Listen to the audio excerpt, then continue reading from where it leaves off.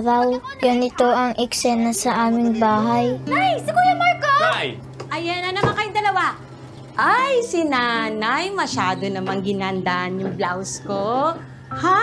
Anong blouse? Siyempre, unahin ko yung paggawa ng customer. Nagbabayad sila eh. Ang aga-agang sungit-sungit. May pambayad naman ako. Hindi ako naipagbiruan, Jay. Tol, hindi ka naman mabiro.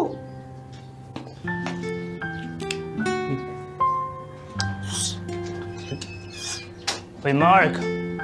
Yung sapatos. Bigay yan sa akin ng nanay mo. Hayaan mo na, pahiram mo na. Halis na tayo, Mark. Baka dumating na yung mga suki. Bye! Hoy, ingatan mo. Bye! Pati yan, marurumihan. Bye po, Tay. Ingat ka na. Sorry po na. O diba, nakalimutan na nila ako. Ganito rin ba sa inyo? Diyan, apo. Halika na, tiya. Hatid na kita.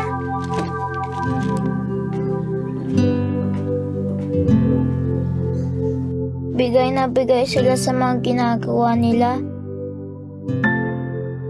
Si Nanay, buong araw na lang sa palengke. Sana, minsan yung araw niya para sa akin naman. Si Tatay naman, kahit buong araw nang nakatayo, tutok pa rin sa trabaho. Sana ako rin, mabantayan niya. Si Kuya Mark, kahit sobrang tirik ng araw, tuloy pa rin sa pag-deliver. Sana sa susunod, ako naman ang mahatid niya. Si Ate Maan naman, puro na lang call center. Kailan niya kaya ako ulit matutulungan sa assignment? Si Tito J, di ko na siya nakakalaro. Tapos si Lola, ang dami niyang gawa. Pero sarili niyang damit, hindi niya matahi. Hay. Pero sabi ni Lola, ganun lang daw talaga ang buhay. Dapat mahaba ang pasensya natin. Hoy, kakain na! Oh, tama na muna yan. Kakain tayo. Pagod ka na naman. Magugas ka muna ng kamay mo. Yan. Sige na. Love you. Ay, wow! Ang sweet! Sana all! Maligo ka kasi. Nanay naman, Adobo ba yan?